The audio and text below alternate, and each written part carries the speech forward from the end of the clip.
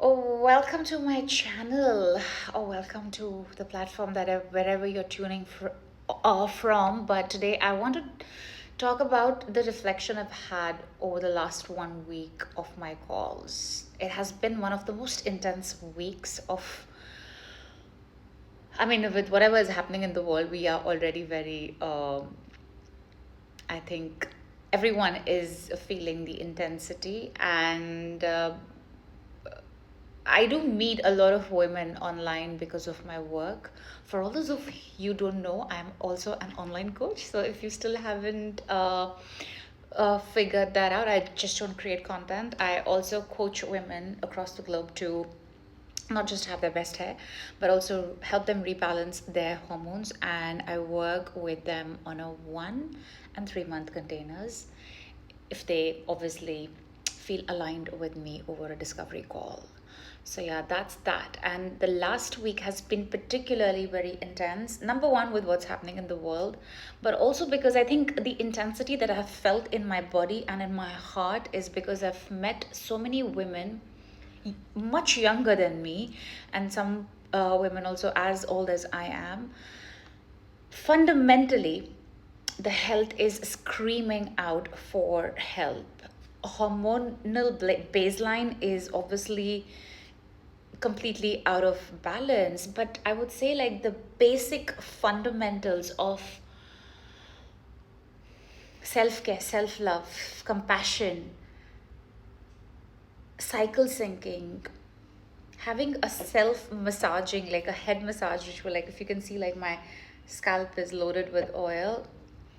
I always make it a point, twice a week I give myself that love, that touch, because we know we need those neurotransmitters.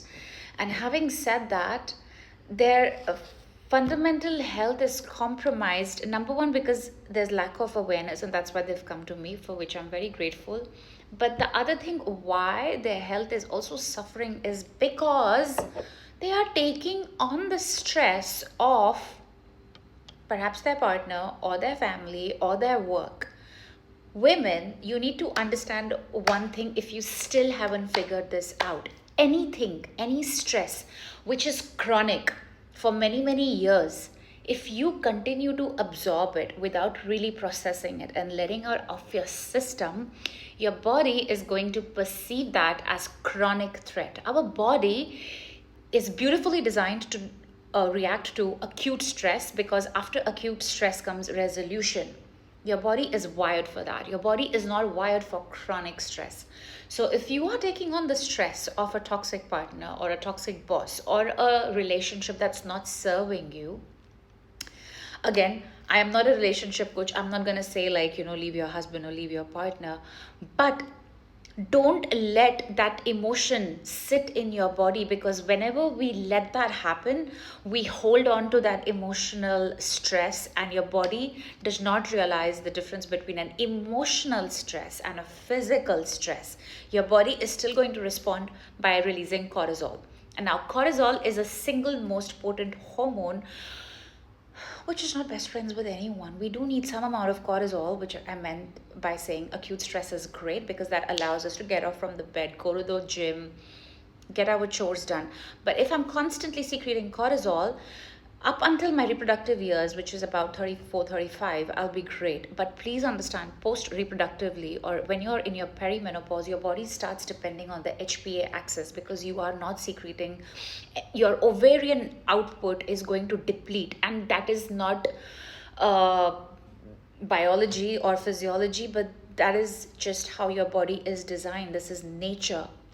You are meant to evolve, you are meant to change, and there's nothing wrong with you when you are depleting in your ovarian output. It just means like from the ovarian output your body goes and depends on the HPA axis. Now the problem with most of the women that I've seen over the last 1 week, and I saw 21 of you, okay, and it has been extremely intense for me, because personally it was an intense week for me with what's happening in Dubai and other things. But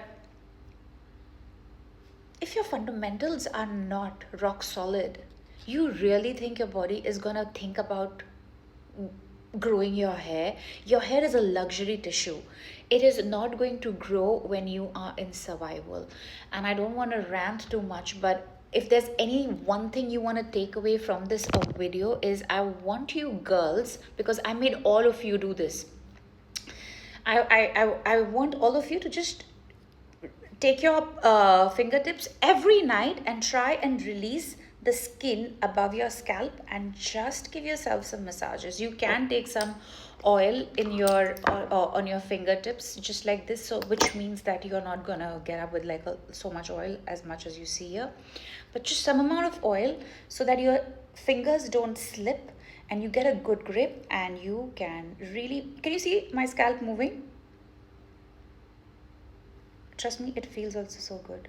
The number one reason why most of you are also not growing your hair in the most abundant way, which I think should be the case with everyone. This is a tissue of abundance in Ayurveda, and that's why we have millions of hair follicles. Take this one thing from the video. Massage and release this tension from your scalp.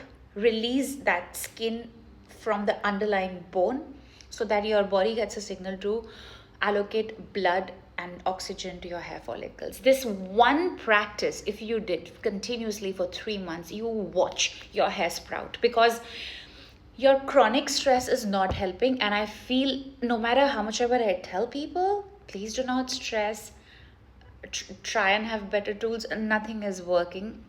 Meditation, breath work, oiling, if you don't want to do any of this, this simple ritual of releasing the skin from the underlying bone will give your body a signal to reallocate the resources to your scalp and allow you to not just feel relaxed, but in the longer run also see some hair on your scalp. Because if that is your priority, and even staying stressed is your priority, try and not just neutralize your stress, but balance it out well with a regular self-touch, self-massaging ritual.